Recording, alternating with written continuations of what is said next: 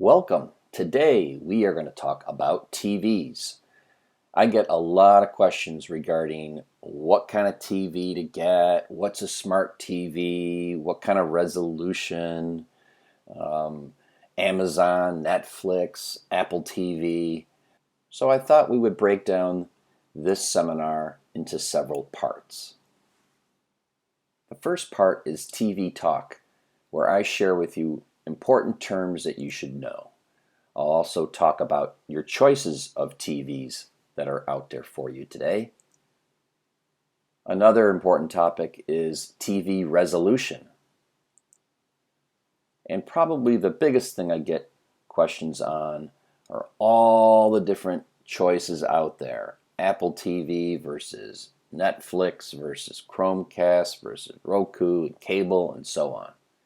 And then lastly, we'll talk about the importance of net neutrality. All right, so let's get right into it with some terms that you should know.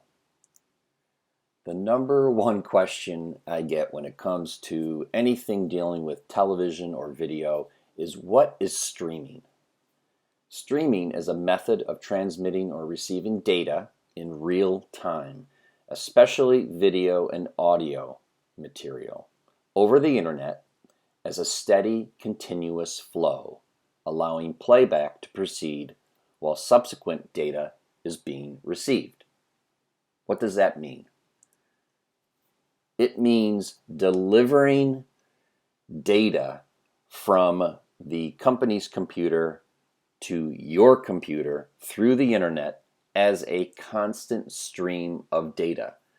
Think of it like a river or a creek that has a constant flow of water. It's the same concept here, except instead of water, it's data. So you must have a continuous connection to the internet in order for this data to be flowed to your computer. The speed of your internet connection, the strength of your Wi-Fi signal, the computer processor, all of this has a role in the streaming process. If one of these is slow, it's going to slow down the process of that data being flowed from the company's computers to your computer or your television at home. I think the perfect example of streaming, and it's something that we've all done, is YouTube. YouTube is the world's largest video streaming website and service out there. There's Netflix, there's Prime Video, there's Hulu, there are hundreds, there are thousands of different video streaming services out there. But we've all watched a video on YouTube at some point.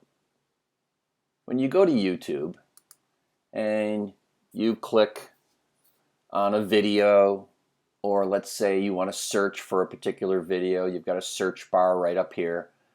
When you click on a video, that is a form of streaming. So let me just randomly pick one here. So let's go to this little cute video. When I click on that video and that video starts to play, I am streaming. It's a connection from YouTube's computers to my computer here at home. I have a constant stream, a constant flow of data that allows me to watch this video. This is streaming. Buffering. In streaming audio or video from the internet, buffering refers to downloading a certain amount of data before you can start to play that audio or that video. We've all experienced this kind of circle that goes around while we're waiting and waiting and waiting for content to be loaded. That is buffering. We've all experienced this watching the nightly news, where there's a correspondent in a different country, and sometimes there is a stopping and starting of the video that we're watching. Downloading. Unlike streaming, downloading is the process in which the end user obtains the entire digital file for the content before watching or listening to it. So streaming requires that you have a constant connection to the internet while you watch that video. With downloading, you're actually taking the file, that video file, that audio file, and actually making a copy of it on your computer or on your television. That allows you to watch the content at any time without the need of internet connection. After downloading the file is physically stored on the user's device, and the user can watch, listen, or use the file without the need of an internet connection. That file is downloaded onto your computer in your downloads folder. Apps. The most popular definition of an app is software that typically runs on a smartphone, most commonly iPhone, iPad, Androids, but more recently on smart TVs. The term app simply means software application. You purchase an app using the App Store if you're on an Apple device, or if you're on an Android device, you would download and purchase apps from the Google Play app. The chances are you've been using apps for years. Your home or work computer has apps like a spreadsheet program, calculator, or photo editor. Recently, these apps or applications evolved in a big way. Let's start with platforms. You know, a place to put things. A table, in a basic sense, is a platform. You plug in some plates, cups, and flatware, and it turns into a great place to eat. Computers work the same way. They create platforms for software applications. A spreadsheet and an accounting app can turn a computer into a business tool. Music and video apps can make a computer a studio. For most of their history, apps have seemed big and expensive. We often bought them at a store and loaded them onto a computer with a disk. And most of these apps didn't connect to the internet. Recently, platforms changed in big ways. Our mobile phones and tablets became useful platforms just like our computers, and this enabled a different kind of app. Instead of big, expensive programs, many apps became smaller and cheaper. Instead of coming in a box or taking hours to download, they could be purchased or downloaded for free from the internet with a click, even on the go. This made apps collectible. For little investment, we could collect apps on our devices that reflect our needs and interests. One person's collection may focus on gaming, another business, or both. Now, apps may wake you up in the morning, give you a snapshot of the news, play the music you like, help you get to the airport, check you in, and help you read your new book, all from the palm of your hand. To support all these new apps, we need online marketplaces that make them easy to purchase and download. This way, small teams and large organizations have a way to market, give away, or sell thousands of new apps. And these new apps have another advantage. Many are built to work with the internet. This means they can back up your work, play your music, or connect you with friends wherever you are without opening a web browser.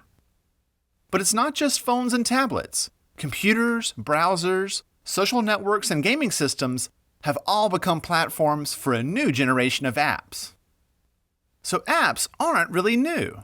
What have changed are platforms and marketplaces that make them easy to purchase and collect for whatever you need to do. Smart TVs many times have apps built into them. But what is a smart TV? A smart TV uses either a wired Ethernet connection, or many have built-in Wi-Fi to connect directly to the internet in your home, whereas a normal TV cannot do that. Most models today have built-in Wi-Fi, but before you purchase a smart TV, you want to check. Smart TVs may also have the ability to run apps that come built in with the TV. So your smart TV is connected to the internet, and that device has apps already built in. A lot of the popular ones: Netflix, YouTube, Hulu, Amazon Prime. If you don't have a particular app on your TV, you can always do a search and download more apps on your TV.